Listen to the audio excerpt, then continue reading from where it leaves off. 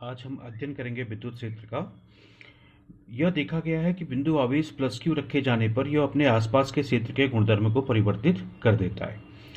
इस आवेश के चारों ओर के क्षेत्र में अन्य आवेश लाने पर वह आवेश आकर्षण या प्रतिकर्षण बल का अनुभव करने लगता है। प्लस क्यू आवेश के कारण उत्पन्न हुए इस परिवर्तन को ही वैद्युत क्षेत्र कहा जाता है। अर्थात प्लस क्यू आवेश अपने चारों ओर एक वैद्युत क्षेत्र उत्पन्न कर रहा है जो इसके आसपास लाए गए आवेशों में विद्युत बल उत्पन्न कर देता है। इसे किस प्रकार से समझेंगे कि जैसे हमने एक प्लस क्यू आवेश यहाँ पे रखा है, जैसे ही हम इस प्लस क्यू आवेश को रखते हैं तो यह अपने वातावरण में अगर प्लस क्यू आवेश को इसके नज़दीक लाया जाए, प्लस स्मॉल क्यू आवेश को इसके नज़दीक लाया जाए तो उसमें प्रतिकर्षण बल कार्य करने लगता है। इसी प्रकार से माइनस क्यू जीरो आवेश को इस बिंदु पर रखें तो इसमें आकर्षण बल कार्य करने लगता है। इसी प्रकार से इस माइनस क्यू पर और प्लस क्यू पर क्रमशः आकर्षण या प्रतिकर्षण बल कार्य कर रहा है। तो ये हुआ क्यों? क्योंकि हमने इस प्लस क्यू आवेश को इस बिंदु पे रखा है। इसने अपने आसपास के वातावरण में कुछ प्रभाव उत्पन्न किया। उस प्रभाव के कारण ही इस plus Q, minus Q zero, minus Q या प्लस क्यू आवेश पर एक प्रकार का प्रतिकर्षण और आकर्षण बल अनुभव हुआ। तो प्लस क्यू आवेश के कारण उत्पन्न हुए इस परिवर्तन को ही वैद्युत क्षेत्र कहा जाता है।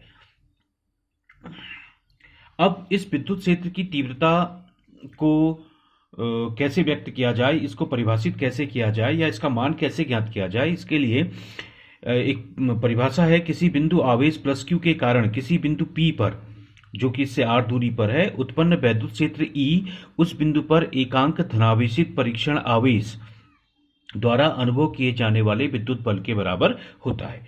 अर्थात हम क्या करेंगे, जैसा कि परिभाषा के अनुसार ये विद्युत एकांक परीक्षण आवेश पर लगने वाले विद्युत बल के बराबर होता है।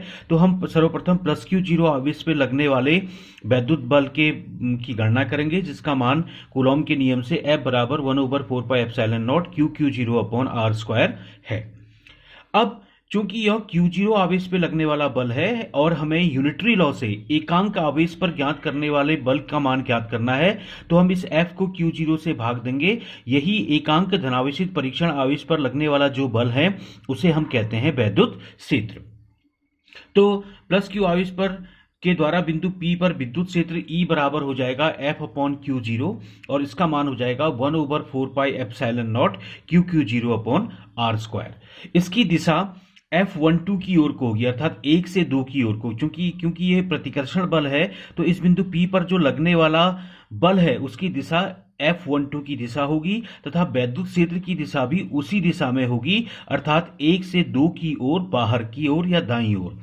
और इसका मान जब हम ज्ञात करते हैं E upon F upon Q zero का, तो इसका मान हमारे पास आता है 1/4πε0 क्यू अपॉन आर स्क्वायर। यहां इस बात का ध्यान रखना आवश्यक है कि प्लस क्यू आवेश से यहां E और F यानी वैद्युत क्षेत्र और वैद्युत बल दोनों की दिशा सदैव F12 की ओर ही होगी। ये हम देख रहे हैं F12 की ओर, इसी दिशा में वैद्युत क्षेत्र भी होगा। अर्थात किसी बिंदु पर वैद्युत क्षेत्र की दिशा विद्युत बल की दिशा एक ही होती है। लेकिन यहां इस बात का ध्यान रखना आवश्यक है कि कौन से आवेश पे लगने वाले वैद्युत बल की दिशा, धनात्मक परीक्षण आवेश पे लगने वाले वैद्युत बल की दिशा और वैद्युत क्षेत्र की दिशा एक ही होती है। तो ये लिखा भी गया है कि और रखे गए धनात्मक परीक्षण आवेश पर लगने वाले बल की दिशा होती है। अब हम यदि वैद्युत क्षेत्र की दिशा ज्ञात करना चाहें तो सबसे पहले हम एक प्लस क्यू आवेश को यहां पे रखते हैं। इस प्लस क्यू आवेश के आसपास के बिंदु 1, 2, 3, 4, 5, 6, 7, 8 इन बिंदुओं पर हमने परीक्षण आवेश रखा। परीक्षण आवेश कौन सा रखना है? हमने एक धनात्मक परीक्षण आवेश रखना है प्लस क्यू जीरो। इस धनात्मक परीक्षण आवेश को हम यहाँ पे रख रहे हैं। तो इस धनात्मक परीक्षण आवेश पर कौन सा बल कार्य करेगा? क्योंकि दोनों धनावेश हैं तो इस पर एक प्रतिकर्षण बल कार्य करेगा, जिसकी दिशा इन दोनों को मिलाने वाली रेखा यानी जो एक त्रिज्या रेखा है उसके अनुदिश बाहर की ओर को होगी। तो प्रत्येक बिंदु पर वैद्युत क्षेत्र की दिशा त्रिज्यीय रूप से बाहर की ओर को होगी और वही दिशा वैद्युत क्षेत्र की भी होगी, E की भी होगी, क्योंकि यह बल किस पे लग रहा है? पर एकांक परीक्षण वाले धनात्मक आवेश पर लग रहा है। तो अगर हम प्लस क्यू के द्वारा या किसी भी धनात्मक आवेश के द्वारा वैद्युत क्षेत्र की दिशाओं को व्यक्त करना चाहें तो वैद्युत क्षेत्र की दिशाएं क्या होंगी? त्रिज्यीय रूप से उस धनात्मक आवेश से बाहर की ओर को निकलेंगी। इसी प्रकार हम ये देखते हैं कि जो ऋण आवेश है वो ऋण आवेश किस दिशा में वैद्युत बल को लगाता है। तो हमने एक माइनस क्यू आवेश रखा है, उसके आसपास सभी बिंदु 1 से लेके 8 तक के सभी बिंदुओं पर हम धनात्मक परीक्षण आवेश ही रखेंगे। और यह देखा गया है कि इस धनात्मक परीक्षण आवेश पे जो लगने वाला बल है वो आकर्षण बल है, क्योंकि यहाँ पर दोनों जो बल हैं उनकी प्रकृति एक दूसरे के विपरीत है।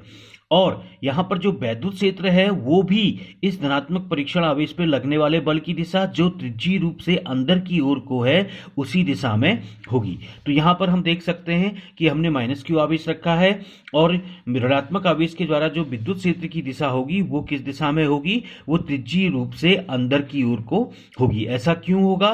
क्योंकि इसके किसी भी बिंदु पर अगर हम धनात्मक परीक्षण आवेश को रखेंगे तो ये इसी दिशा में आकर्षण बल का अनुभव करेगा।